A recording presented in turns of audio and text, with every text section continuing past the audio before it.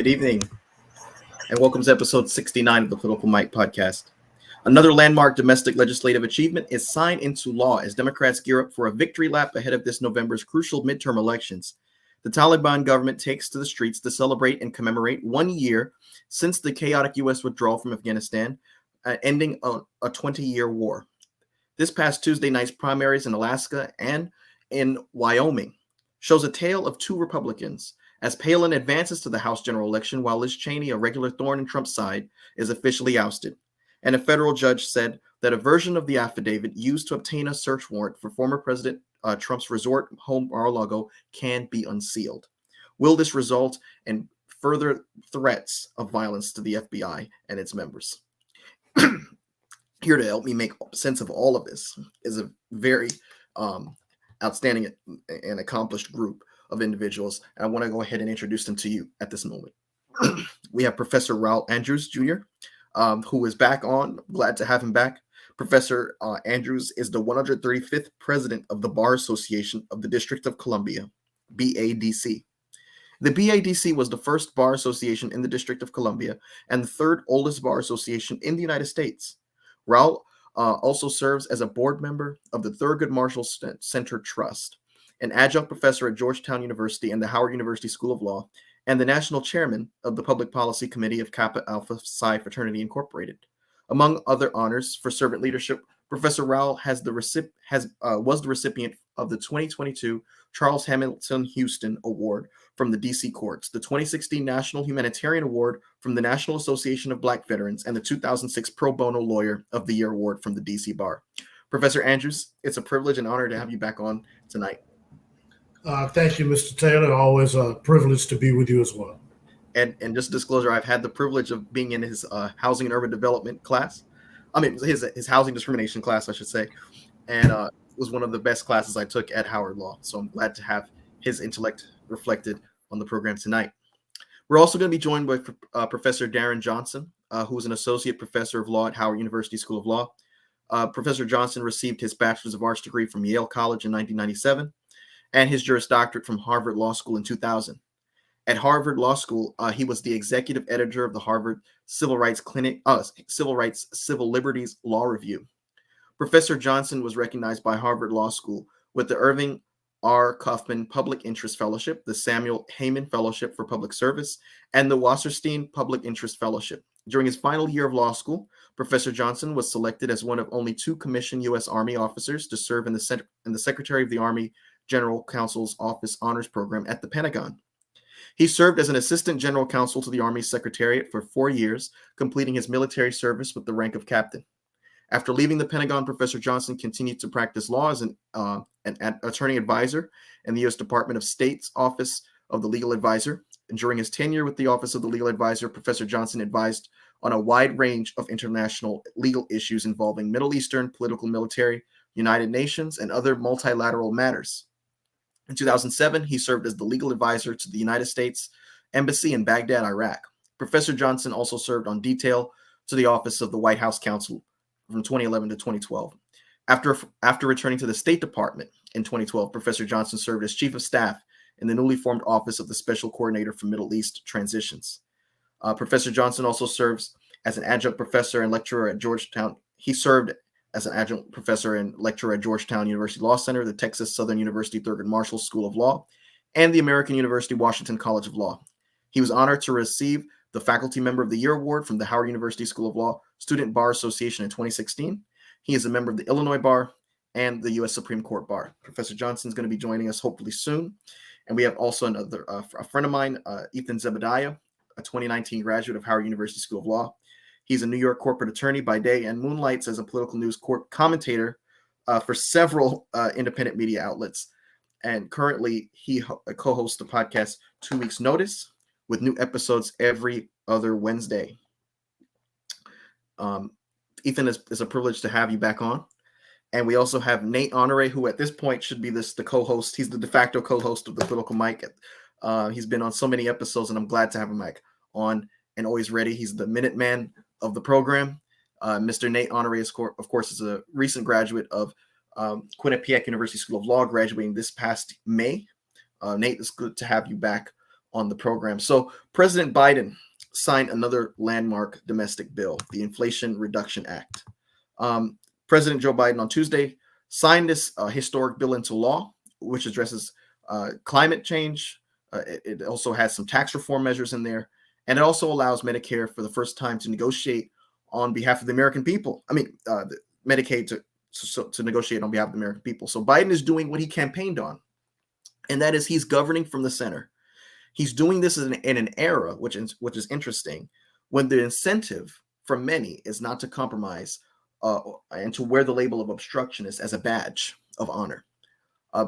Senate Majority Leader Chuck Schumer said the law came amid one of the most productive stretches in Senate history, in which Democrats passed gun control, expanded care for veterans exposed to burn pits, and provided billions of dollars in subsidies to boost U.S. production of semiconductors. I do want to ask you all tonight, as it pertains to the bill, because we're looking at some opinion polling, and it looks as if Biden's opinion poll, according to a recent Politico poll, has only reached up to 45%. Now, of course, that's better than what it was before, which was in the 30s. But why hasn't President Biden's poll numbers risen more sharply, despite the passage of key legislative achievements and declining gas prices?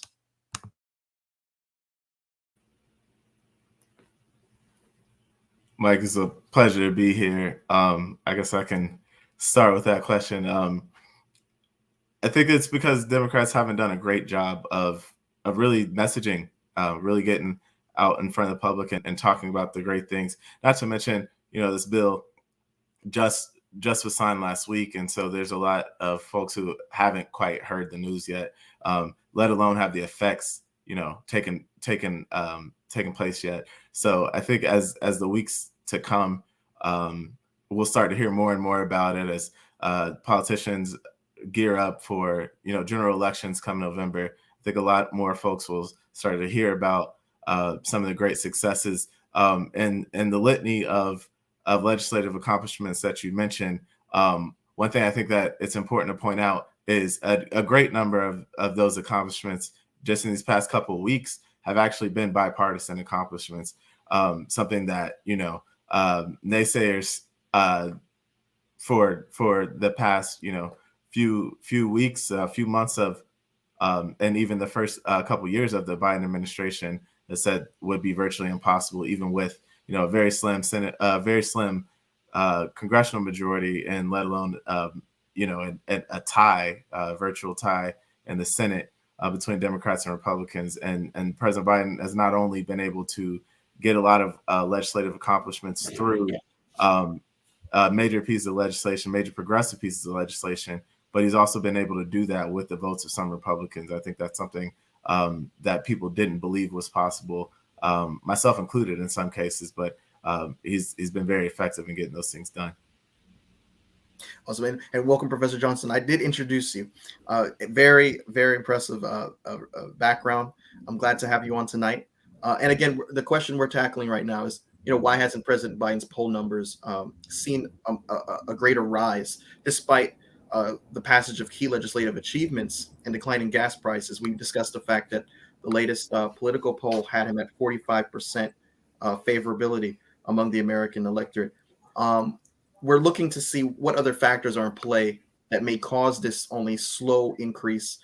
We do recognize and concede that just last week he was in the 30s, but why hasn't the recent legislative achievements on gun control, on the Inflation Reduction Act, burn pit legislation, and the CHIPS Act seemed to result in a greater boost for him? So, Mr. Taylor, three things very quickly. One, communication is key.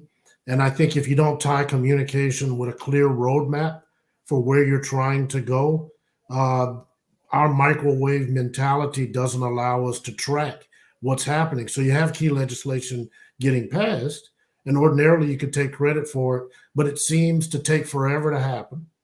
And then it takes even longer for implementation. So I think anybody in office, federal, state, local, but certainly somebody with the bully pulpit of the White House, you got to be on message all the time. This is what we're trying to do. This is why we have to do it. And this is what's going to happen once it occurs, right? And then I think the last piece really is everybody's a citizen journalist now. So no matter what you do, pragmatism is out the window. Everybody wants to fight because we're citizen journalists. So yes, bipartisanship was required for passage, but people want to cram down. They don't want a compromise. So I'll stop there. And what's also interesting is that a lot of, like, all of the provisions in this bill have majority support. When you're looking at the fact that a poll found that 76% of respondents strongly or somewhat support placing a limit on the amount that prescription drugs can increase, while only 13% strongly or somewhat oppose it. A cap on prescription drug prices increases is the most popular part of the Inflation Reduction Act. More than 70% strongly or somewhat support the law's provisions to allow Medicare to directly negotiate some prescription drug prices and to reduce the federal deficit by $300 billion in the next decade, paying for it with a 15% tax on the top earning corporations in the country. More than 70% support the act limiting annual out-of-pocket costs for Medicare recipients to $2,000, while 15% oppose it. However, Republicans are seizing on the provision that increases the budget of the IRS by providing, or allocating rather, $80 billion to the IRS to hire 87,000 new IRS agents. RNC chairwoman Ronna McDaniel said that with the stroke of a pen, Joe Biden will guarantee congressional Democrats' careers will come to an end. She also cited the fact that the allocation of funding for the IRS is something that Americans will never forget, and that would hurt Democrats in the long run. Do you all agree with that assessment? I disagree, Mike. Since 2010, IRS funding has actually decreased by 20%. So giving them this money is actually getting them back on track. And this isn't just for, I'm sorry. What happens when you give the IRS this money means that they can hire people to do things that everyone likes. Like they can process your refund faster because there's actually people working in the IRS. The majority of IRS agents are actually expected to retire within the next 5 years. So that leaves us with a massive problem for who is supposed to be enforcing our tax code. So, if you don't want, if you want law and order, then you should want a strong and well-funded IRS. And as for auditing, which is what the Republicans have kind of stuck on, the IRS largely audits poor people because they don't have the resources to go after the wealthier people who hide all their money in the Cayman Islands. But giving them this money allows them to audit the people who are making, billions of dollars per year, but paying pennies on the dollar in taxes. Anyone else? I couldn't agree more. I think that, we constantly talk about tax avoidance being a major issue, especially when we talk about issues such as income inequality. And we're in the midst of, a so-called recession and experiencing crippling inflation. Some of that's being relieved right now, and even more so through the Inflation Reduction Act. But if we want to see, the government operate at its greatest capacity, if we want to see, like Nate mentioned, our tax refunds processed more quickly, most of us and most people complaining about, these bills are paid some sort of salary, some sort of paycheck wage, and our taxes are already being, taken out of our checks. There's nothing that we have to do really in the affirmative to make make sure the IRS receives our money. So we're not the folks that they're coming after. They're coming after, the tax dodgers at the top income earning levels in this country. And those are the people who should really be upset. And those are the people who folks like Ronna McDaniel are trying to carry water for. I just want to jump in, Mike, and say pleasure to be here. Great to see you and Ethan, both former students. Wonderful to be on with you, as well as Nathan and Raul. I just wanted to say that despite President Biden's poll numbers, I think if we look 5, 10, even 15 years down the line, there is really going to be an understanding that these first 2 years of his administration were really critical for winning in terms of America's long-term strategy, right? So when we look at the infrastructure bill, we look at chips, and we look at climate change. These are really transformative pieces of legislation that are really going to keep America working, particularly in the manufacturing industry. A lot of parts of this country that have been hard hit by deindustrialization and offshoring of jobs are going to be shored up through these three bills. And I think longer term, that will also bode quite well for our democracy. Many of the threats that we've seen to our democratic systems have, largely resulted from economic anxieties. And so I think while right now the poll numbers may not be great, in retrospect, about 10 years down the line, folks will really see that this was a really key period for the country. Now, according to a recent Political Morning Consult poll, 46% of voters prefer Democratic midterm candidates right now at the moment, while 42% prefer Republican midterm candidates. And of course, being that everything this year, being an election year, is viewed for the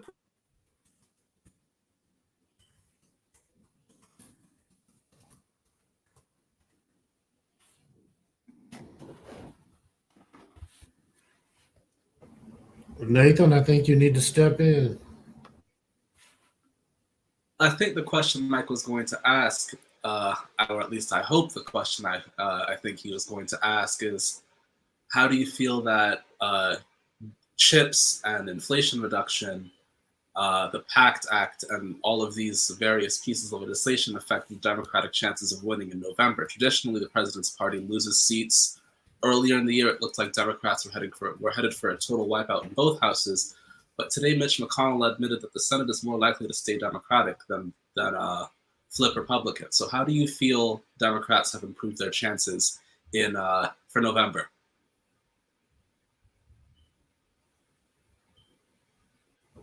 Yeah, I think things have stabilized a little bit. What we were thinking was going to be a wave election for the midterms might be a status quo election. So you'll see some flipping of seats, but not the kind of gains that we're used to seeing at midterm, and certainly not the type of gains that were projected in January of this year. But I think it'll be interesting. The other challenge you have is the more vitriol we have around electoral systems. No longer do you know who's going to win the night of the election. So it'll be very interesting, when they start predicting results on the news that night. Will we know what the House and the Senate really reflect by midnight on the first Tuesday in November? And we had a little bit of a technical issue a little bit earlier, but what I was saying was, according to a recent Political Morning Consult poll, 46% of voters prefer the Democratic candidate right now, while 42% prefer the Republican midterm candidate. And being that everything is viewed through the prism of what's politically advantageous at the moment, as we're getting closer and closer to November, is the fact that at the moment slightly more voters prefer the Democratic midterm candidates than the Republican midterm candidates attributable to Democratic legislative victories? I think it can be. It's always good when the party in power is passing things. I know. I can jump in, Mike, if you can hear me. Actually, I think certainly it's the Democratic legislative victories. I also think a number of other factors are coming into play, including, the consequences to the Dobbs decision, the impact that we saw following Dobbs and the reversal of Roe, right? This is really the first time in America that the Supreme Court has taken away a right that has been deeply entrenched in our nation. And so we certainly can see enthusiasm there among the Democratic base. So I think that, along with decreasing gas prices, a number of other factors have started to swing the pendulum a bit towards the average Democrat in polling. Thank you, Professor. Nate? Voters in general do like to see, that the party in power is getting things done during election season. So I know I said a while back that it was highly unlikely that Democrats could get a bill like the Inflation Reduction Act across the line, because people tend to kind of dig into their positions to, you know, make sure that they look as big and tough as possible. But getting this bill done at this time is a huge deal. Like Professor Johnson said, the Dobbs decision did have a huge impact on how this race looks, because abortion in this country is hugely popular, to the point where the last anti-choice candidate to win the popular vote was George Bush in 2004, and before him was his father in 1988. Every, you know, anti-choice candidate outside of those 2 years has lost the popular vote. That's how popular abortion is in this country. Furthermore, Joe Biden has always been the kind of guy who's been able to turn things around on a dime. Remember, he was kind of left for dead early in the primaries before he turns it around completely in South Carolina and then kind of wipes the map on Super Tuesday. So all of this kind of coming together at the perfect time for Democrats is making a big impact for them, to the point where Mitch McConnell even said today that he thinks the Senate is more likely to stay Democratic, while the House will probably flip. And Mitch McConnell doesn't usually make predictions like that unless he's absolutely sure. And he doesn't speak publicly and frankly like that if he doesn't want to. So, you know, that's a pretty big admission. So the one caveat I would add to that, Jesse Helms did the same thing. And that's typically a dog whistle, because it's all about get out the vote. And when you tell folks we're going to lose, I'm not saying he's not worried about the numbers, right? That's what a minority leader would do. But Harvey Gantt probably is a senator in North Carolina if Jesse Helms doesn't go out there and say, we're losing. If you don't go vote, it's over for us. And Harvey Gantt, it might not even be a name known to most of your listeners, but he was the North Carolina version of probably Harold Washington in Chicago would have been an equivalent, because he kind of came out of nowhere, that Harold Washington could be mayor of Chicago in that Daley era. So I think they're worried, but it all is going to come down to who gets their vote out. And the one thing we know historically, Democrats don't always vote. You never know who independents are going to vote for. And a Republican will undervote before they ever cross party lines to vote for somebody else. And so, it's going on a victory lap. I know a lot of Democrats have been talking about they're planning for a victory lap. I believe September 6th was a date that they had in mind to go out and tout all of the legislative victories that they had ahead of the election. Is that an effective strategy in your view? Being that they have some achievements. They have the PACT Act under their belt. They have the gun bill, the Bipartisan Infrastructure Act, now the Inflation Reduction Act. And even on this program, I was going back and listening to a few older episodes. Just 2 months ago, almost it was unanimous that everyone who I had on the panel said no, they don't believe that it was possible to get any legislation on gun control. But we got a gun bill. And of course, that was because the Republicans finally figured out, well, it might be more advantageous to take that weapon out of the Democrats' hand that could be used against us in campaign ads, being that this issue doesn't seem like it's going to just blow over after the shooting that took place in Uvalde. But they said, well, let's get something done, even if it's a skinny down, watered down version of what initially a lot of advocates have been calling for years. In your view, is this potential victory lap going to be, I guess, advantageous for the Democrats' chances?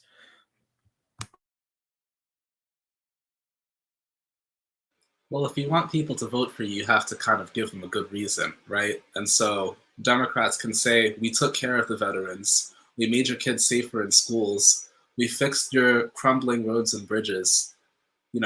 What did they do but, except for try to stop us from doing that? So it would only be advantageous for Democrats. Now, whatever they're planning for this victory lap, they need to scale that up, by 10 or maybe even 100, because Democrats tend to be not as good as talking about the things they do and the things they want to do. So, make it bigger and bolder.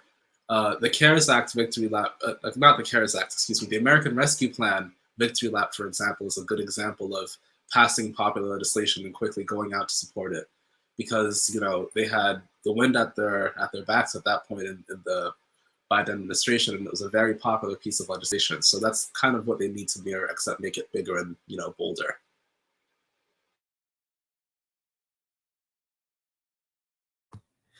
So this past Tuesday was key. We had another primary election night, and this one was particularly interesting because Liz Cheney was up for re-election, and this was her night to either be reelected in her state in Wyoming, a very historically conservative, very red state, or to be replaced by a Trump-supported candidate in light of her role in the January 6th committee and her regular opposition to Trump's trampling upon the Constitution and the institutions that hold up political norms in this country. So Liz Cheney and Sarah Palin represent important pieces of the Republican Party's past. This past Tuesday's elections determined whether they have a spot in the party's next chapter. Both women trace their political lineage to the pre-Donald Trump era of Republican politics, or in Palin's case, perhaps the proto-Trump era. Both have seen their careers redefined by the former president in a big way. Cheney became one of his main Republican antagonists, while Palin's presence on the 2008 GOP ticket later came to be seen as an early vector for the grassroots takeover of the party that eventually led to Trump as president. GOP Senator Lisa Murkowski, on the other hand, who voted to convict Trump in early 2021 after Cheney joined the House majority in impeaching him, was expected to qualify and did qualify for the general election. Trump has made defeating Cheney a top priority. Since losing the 2020 election, he has raged against the Wyoming congressman for voting to impeach him after January the 6th. Now, the candidate he endorsed, Harriet Hageman, is an attorney and one-time supporter of Cheney. She quickly consolidated most of a fractured field, looking to oust the three-term incumbent and daughter of former Vice President Dick Cheney. Hageman has relied on the Trump endorsement to propel her campaign, and it proved to be successful. Now, in your view, does Representative Liz Cheney has she cut herself off from the possibility of having a positive influence on the direction of the Republican Party through electoral politics? She has established a new organization, a new PAC, super PAC, that is entitled The Great Task, of course, coming straight out of the script of Abraham Lincoln. She even invoked Ulysses S. Grant and Abraham Lincoln in her concession speech, which didn't sound like a regular concession speech. The optics, the language, all sounded as if this was a showdown gearing up for 2024. But in your view, does she even have a path forward to make a difference or influence any direction in her party? Mike, I think she absolutely has the potential to influence the conversation right around the election. Liz Cheney is clearly on a mission. She has been very clear that her objective right now is to prevent Donald Trump from being president by any means, I'll say by any means necessary, right? Who would have thought that Donald Trump could take Liz Cheney and turn her to Malcolm X?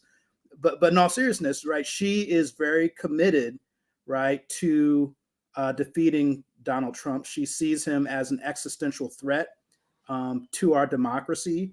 You know, it's quite interesting to see, the daughter of a former vice president, someone who, in many ways, when she was working at the State Department before becoming a congresswoman, was focused on democratization abroad, right? Nation building. And so I think she really has a core commitment to the Constitution, to our democratic system. And while I'm not convinced that she has a path herself to the White House, I do believe that through participating in the Republican primaries, or even if she ends up lodging an independent run, she can continue to hold Donald Trump's feet to the fire in terms of the truth about the big election if he is on the ballot.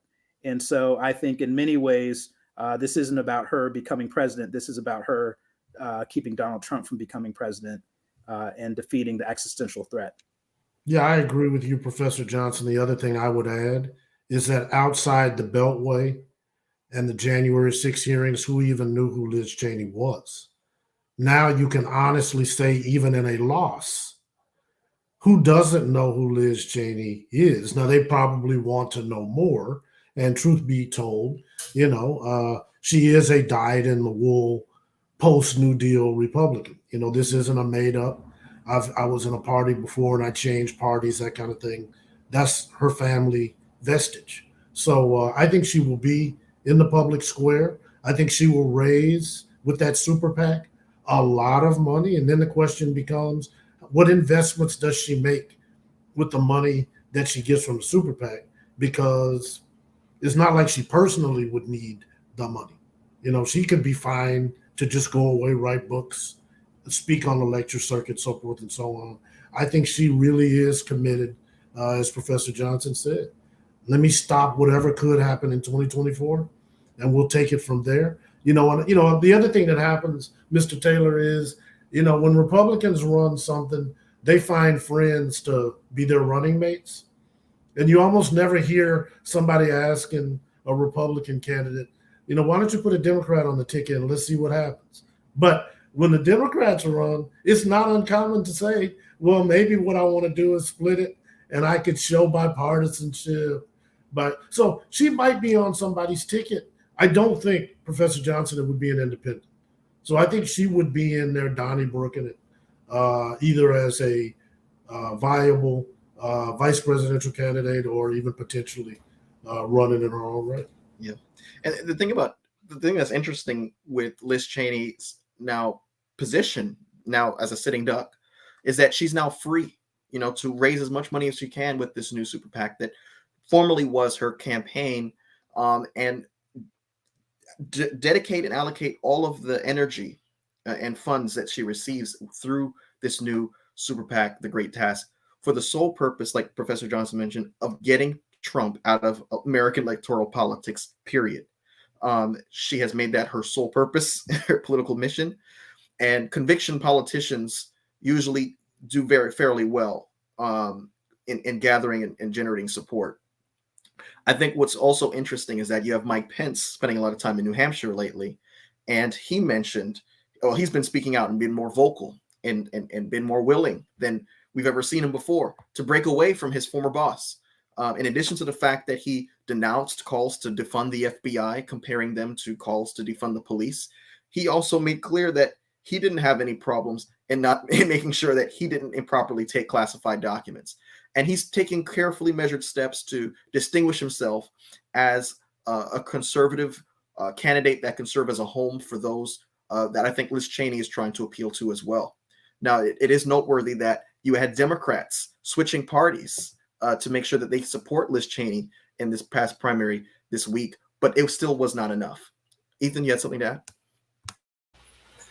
No, just that I believe that, we've seen as much, I guess, grandstanding as we're going to get from Liz Cheney. I don't believe that she honestly has a viable future in electoral politics outside of, as Professor Andrews put it, unless she's, riding on someone else's ticket. But I just don't see from this current iteration of the Republican Party, I don't see any appetite for someone with principled stances, regardless of how conservative that person actually is, whether by my own more liberal metrics or by anyone's bona fide conservative metrics. This is a rock rib conservative Republican.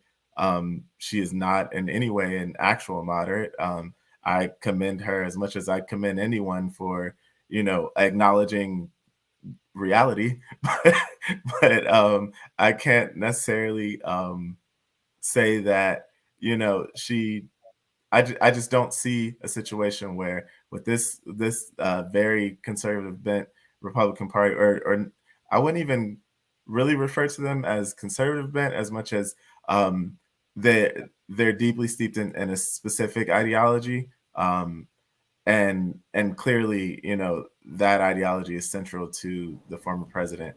And I just don't see where someone who acknowledges that the former president indeed did lose the 2020 election, I don't see where that person has a future in Republican politics. So Ethan, riddle me this. What if she moves to Northern Virginia, because they've had toes in both Wyoming and Virginia forever, and she decided to challenge, instead of running as a Wyoming, Republican, which ironically the same primary that she lost handily last night or Tuesday night. She won with 73% of the vote in 2016. You know, so I just wonder, you know, does she decide, you know what, I'm gonna pick up my family and we going back east, and we're gonna do some things from Virginia that we know we can't get done from Wyoming if that increases her chance. I think if she tries to do it from Wyoming, you're right. There's nothing to do. I don't think there's anything there, but I mean, you look at the current lieutenant governor of Virginia, deeply conservative, and conservative in the newer sense of the term, not in the sense of how I was describing Liz Cheney, but or even Glenn Youngkin, the current Virginia governor who won a Republican primary, who wanted to at times distance himself from President Trump, but still get the endorsement from the former president. It just doesn't seem like it's a viable stance to. I apologize. It doesn't seem like it's. So your dog agrees with me. Yeah, it doesn't seem like it's a very viable position to be in anywhere in the country. I would imagine, or at least I would hope that, you know, the Mid-Atlantic and the Northeast and coastal Republicans are a little bit more amenable to reality as I described it. But I guess that remains to be seen. Now, you know, what's interesting is that Michael Beschloss, NBC News historian, actually made comparisons with Theodore Roosevelt in 1912 with Liz Cheney and the role she could possibly play in denying Trump the White House in 2024. And I do think that Liz Cheney satisfies a desire out there among conservatives who are tired of the cult politics, who are tired of the personality politics, and do want to turn the page. And there's evidence that there's a desire to move beyond Trump. I mean, you have the Republican Accountability Project conducting a Florida focus group where the majority supported Governor Ron DeSantis in a head-to-head matchup against Trump recently. You have other evidence that shows that there are people who are interested in turning the page somewhat, even though Trump's hold on the party is still extremely strong. She does have a lane, it seems, and Mike Pence is trying to feel that lane now in New Hampshire. But and I think Liz Cheney would be effective in, you know, winning not just traditional conservatives, but even some Democrats. When you look at the fact that you have in Wisconsin, it's interesting because it's a different system. At least 13 days prior to the election, you have the opportunity to switch parties. And you see that that's what happened in Liz Cheney's case. You have a situation where just 13% of registered voters in Wyoming are Democrats. The number of party switchers made little impact, but over 60,000 votes is what separated Cheney and Hageman. And Wyoming voters are able to change their party affiliation at least 14 days before the election or at the polls. And Cheney included these instructions in her campaign site and sent out mailers detailing the steps, even though it was not successful. The fact that you had Democrats, so many, you know, willing to do it in a deeply red state, I think goes to show you that she does have an ability to win a coalition that consists of Democrats, Republicans, and some independents, more so than someone like Ron DeSantis. Well, you can build all the coalitions you'd like, but they have to be winning coalitions. Getting all the Democrats in Wyoming to vote for Cheney was never going to work because Republicans outnumber Democrats in Wyoming, I think 70-30 or something ridiculous like that. So there were never going to be enough Democrats in Wyoming to actually keep Liz Cheney in power. It's the same with the moving on from Trump Republicans. Remember that Trump won 95% of the Republican vote in 2020, and that was up from 92% in 2016, and that was with all these Republican advocacy groups, the Lincoln Project, Bush alumni for Biden, Republicans for Biden, things like that, spending a lot of money to push Joe Biden over Trump. So as much as people say they're over Trump, they have to it's your behavior that determines, you know, what you actually believe. So while I do think Liz Cheney is going to be able to raise a lot of money in her post-congressional endeavors, she's someone who still has access to the old money donors of the GOP because of their connection to Dick Cheney and the Bushes, even as their influence within the GOP is significantly diminished now from what it was in 2004, 2008. It's not going to be enough, for example, to keep Trump from winning the primary. We saw in 2016 that Trump won the Republican primary with, I think, 40% of the vote. He didn't even get a majority. It was just that all of the other candidates hung around for a little too long and didn't work strategically enough, so that Trump was able to claim pluralities, by taking the winner-take-all states as opposed to the proportional ones. So Cheney is going to have some sort of impact, or at least she'll make some sort of noise, but whether it'll actually be enough is a different question, and I don't think it will be. However, my way too early 2024 prediction is that Cheney is going to do better than Pence, probably because Pence has, the charisma of a wet paper bag and took too long to distance himself from Trump. Cheney's been on this wave since January 6th. But the thing with Cheney, of course, is that she's not moderate like my other panelists have said. She voted with Trump's position 93% of the time. She supported Republican efforts to limit access to the ballot box by making voter registration harder, voter ID laws, things like that. She voted against the John Lewis Act that would have restored the provisions of the Voting Rights Act. And she voted against impeaching Trump over Ukraine. The only dispute between her and the current state of the GOP is that she thinks the proper way to steal elections is the way her dad did it, through the courts, not by sending armed mobs to the Capitol. That's the only difference. Yeah. And that really comes back to the fact that I think she's more interested in making sure Trump doesn't win than making sure she does win.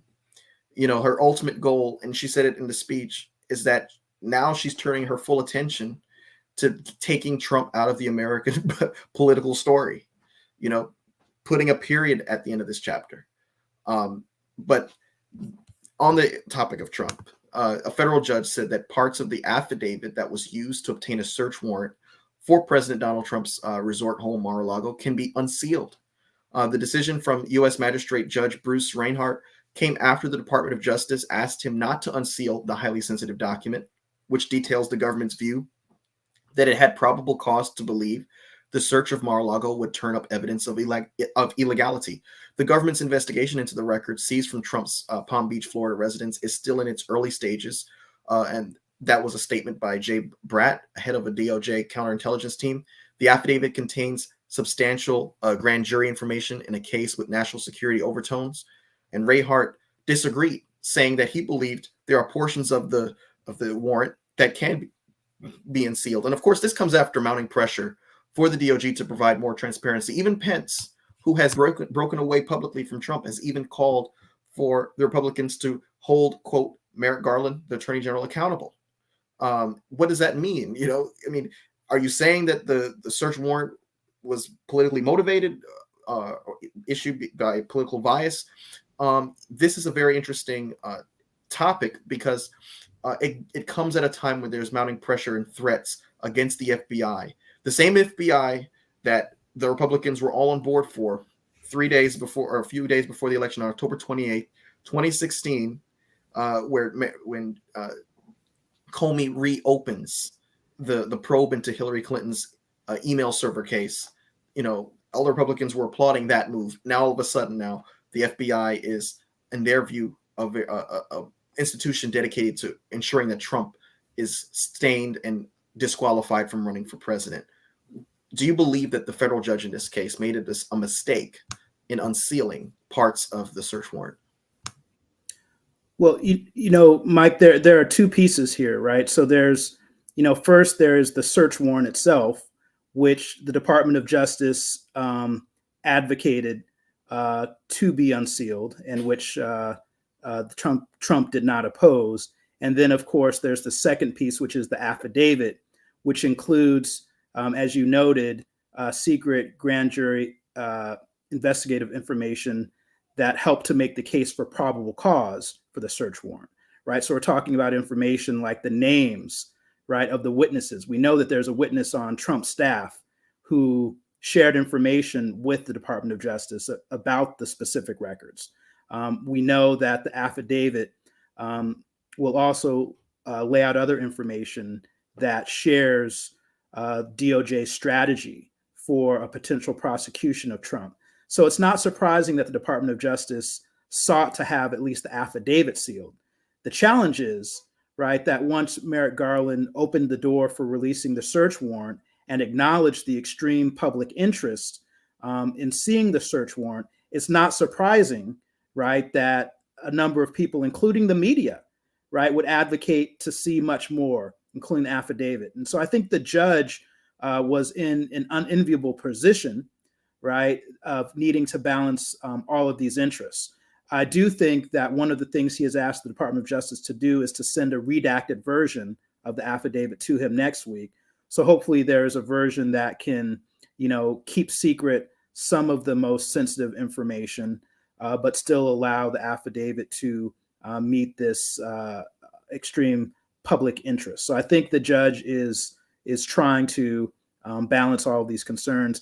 And let's not forget, and I don't want to, impugn the integrity of the judge's decision, but let's not forget that there's a lot of personal pressure, right, that's come to bear on him.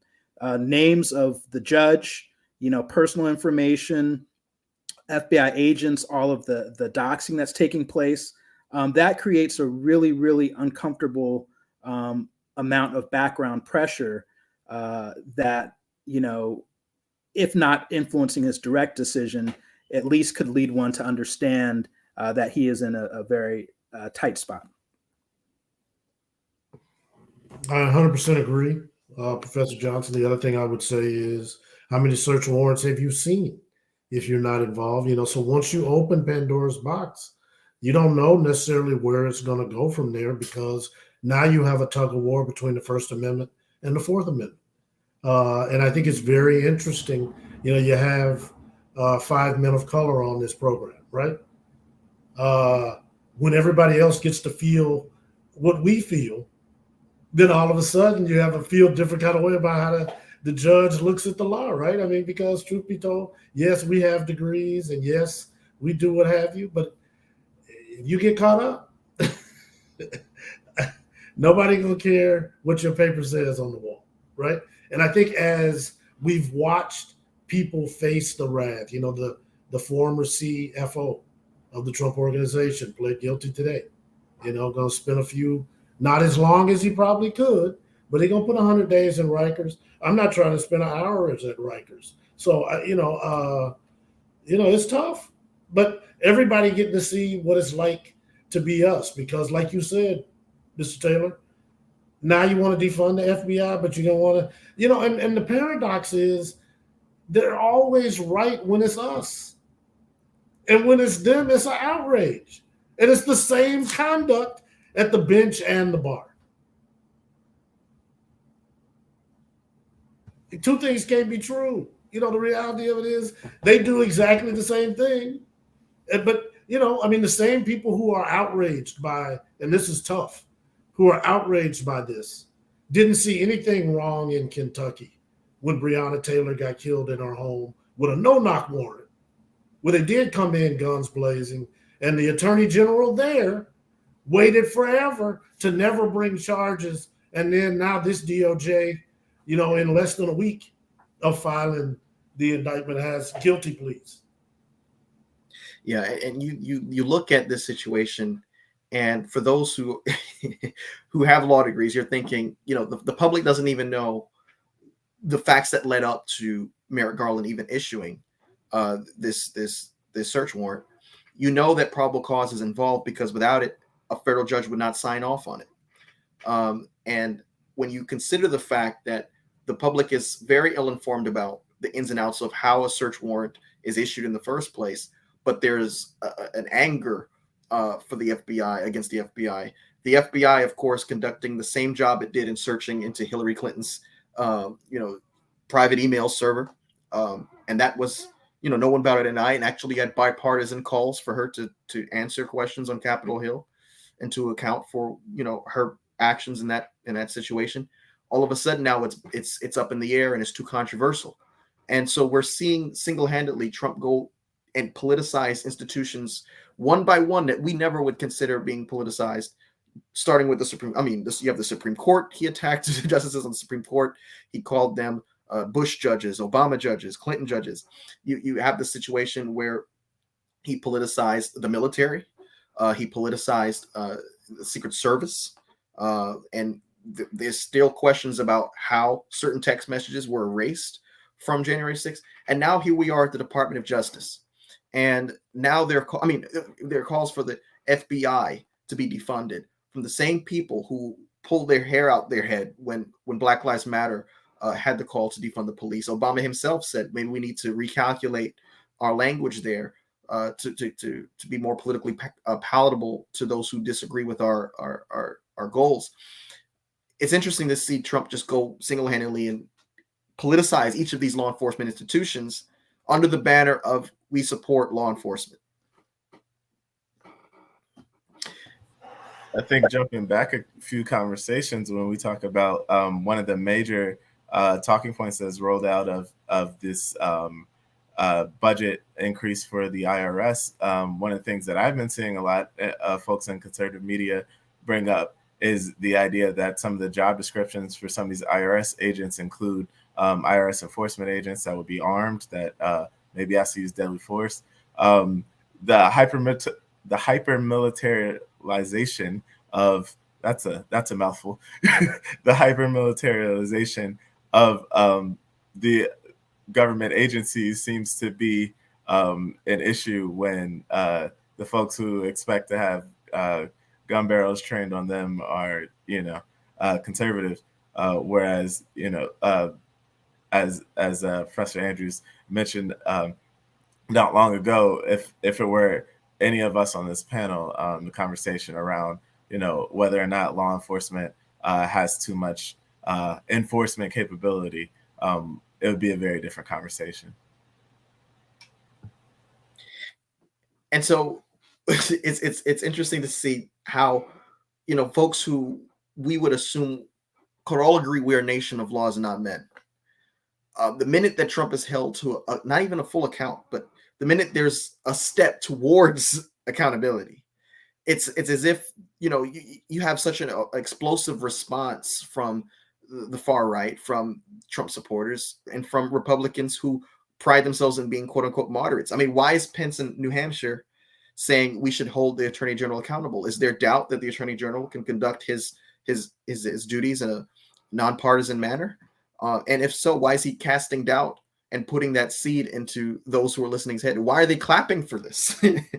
So in the last remaining minutes of the program, I do want to turn our attention to foreign policy, being that this week also marked the 1-year anniversary of the U.S. withdrawal from Afghanistan.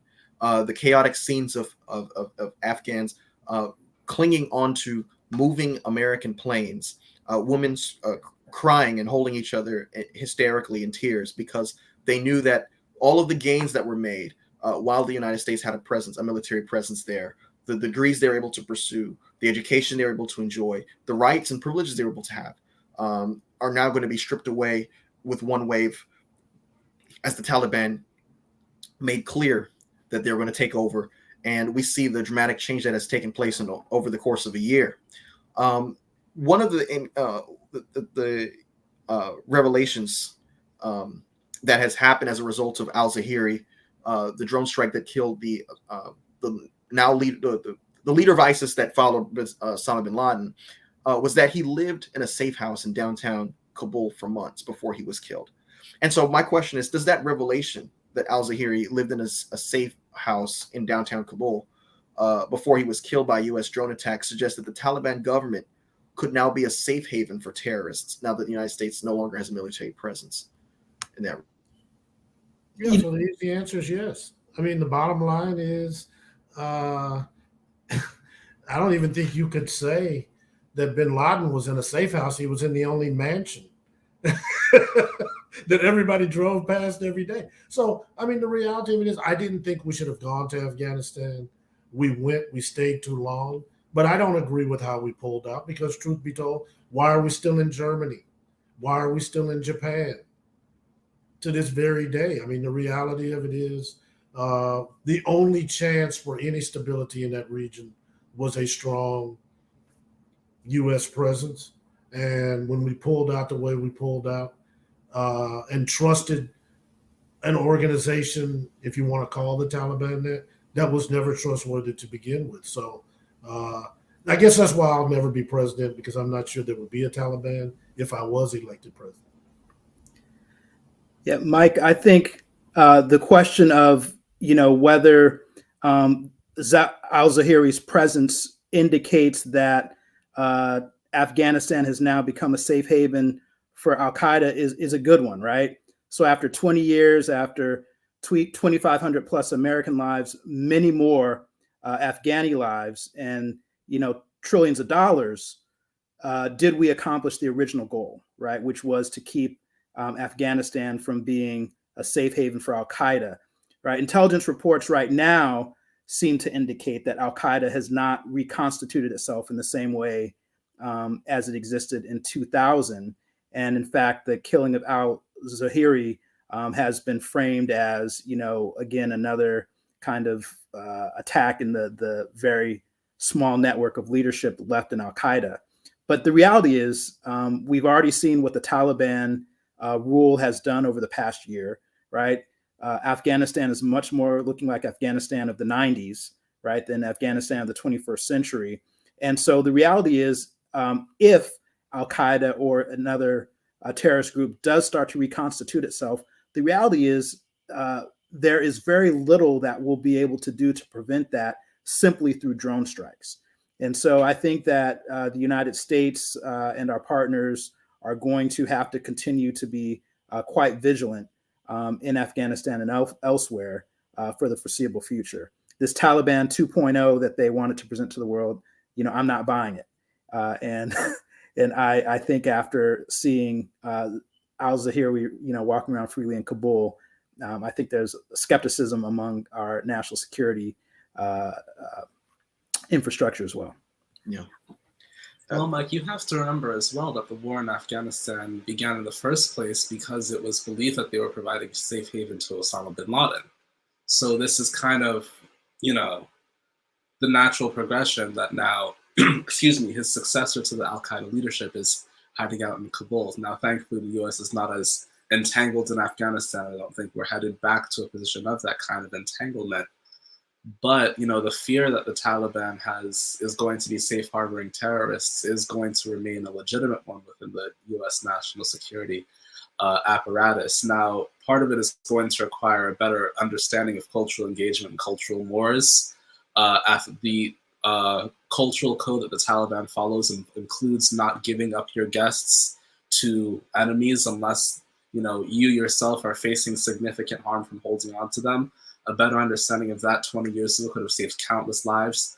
But the U.S. also has to consider its, State Department apparatus as well, because the withdrawal and the withdrawal, the chaotic nature of the withdrawal and the government that gave up so easily lost a popularity contest to the Taliban. This is the government that the U.S. propped up, a government that was so unpopular that people said we would rather our children not go to school and rather not have infrastructure and free and fair elections if it means this government is not in power. So we have to consider when we talk about U.S. involvement, what we're actually doing and who we're actually supporting.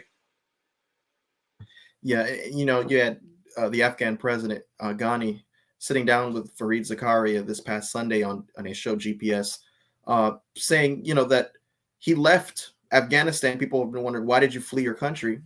He left, he said, because it became impossible to defend the country. And he did not want to give the satisfaction to the Taliban of humiliating an Afghan president. So is that, I guess, judgment fair in your view? And also, are the comparisons with Ghani and Ukrainian President Zelensky fair? There are those who are saying, well, look at Zelensky. He stood with his country and fought, and he's still fighting to the bitter end. Why didn't you stay and show more courage?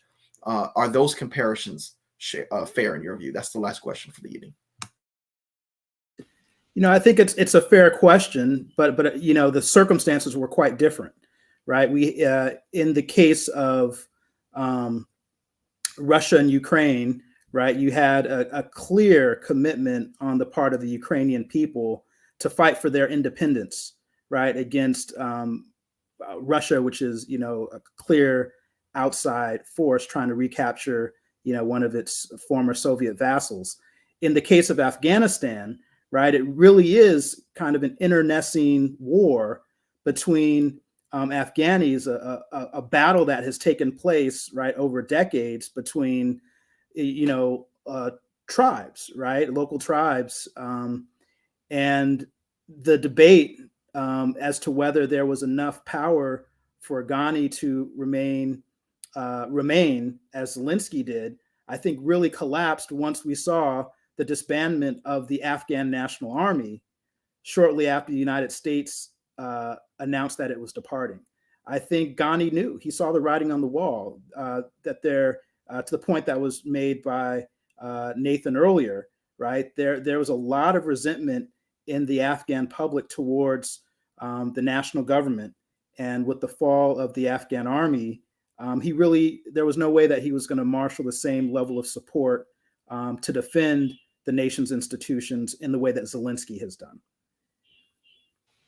I think it's also worth mentioning that clearly the United States messaging toward the beginning of the Russian invasion was much different from the United States messaging and the winding down of its presence in Afghanistan, in the sense that, Zelensky knew he had the full faith and credit of the United States and our allies behind him, and a way that Ghani and the Afghani government knew that we were going to leave. President Biden himself said, if the Afghans can defend their country or they won't have one. And it was very clear, from that standpoint. But Mike and Professor Johnson, Mike, to the beginning of the program, you mentioned that one of your favorite classes was taught by a professor on this panel, and Professor Johnson, one of my favorite classes was the national security law class that we took. So I just want to acknowledge how good it is to hear from you and to hear your talk on foreign policy yet again. And I've had the privilege of having a civil procedure course, so we both have benefited from Professor Johnson's intelligence. But it is worth mentioning that the CIA did give warnings to European countries and to Zelensky that Putin was going to invade. Now, I guess you can argue that, look, since the Trump agreement in 2020, the Afghanis were on notice.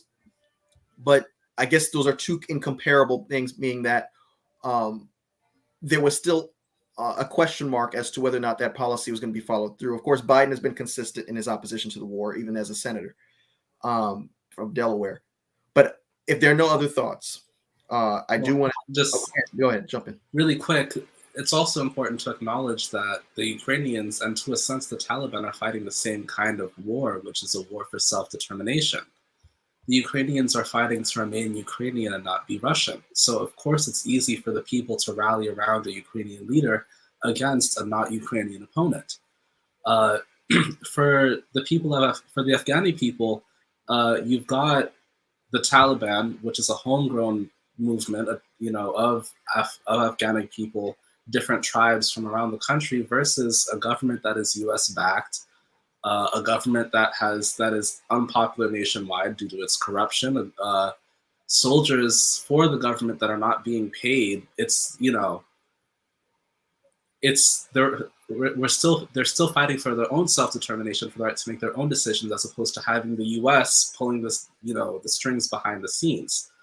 So it's kind of the same war. It's just that the Afghan government found itself on the other side of it. So Afghanistan is the empire, the graveyard of empires, for a reason. But we have grown accustomed, unfortunately, and it's a little bit xenophobic, to Middle Eastern conflict. And at the same time, we have a steady and constant unease about conflict in Europe.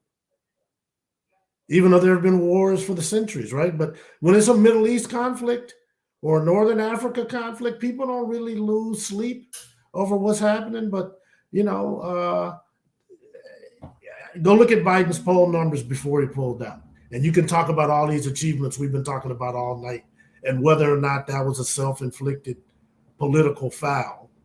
That if you didn't do it or you'd waited till after the midterms, who knows where you would be.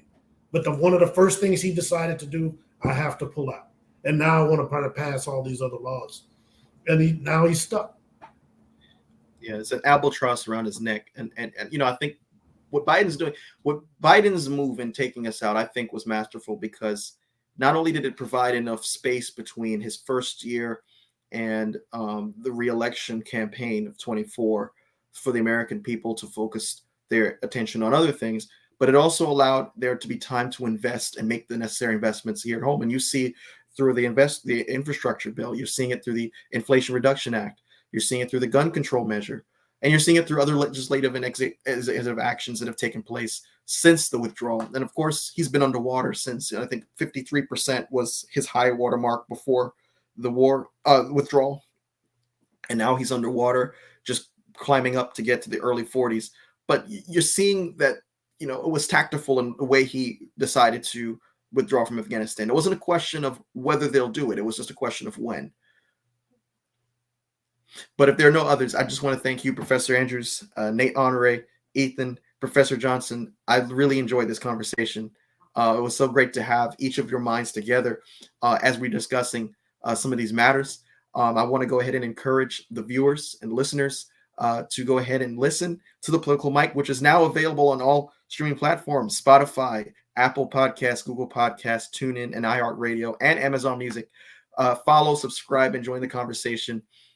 Tune in next week at 7 p.m. Eastern Standard Time. Thank you so much again, gentlemen, for what you brought to the program. I'm forever grateful to each of you. Thank you for making time. With that being said, I'm going to go ahead and conclude episode 69 of The Political Mic. Thank you guys so much.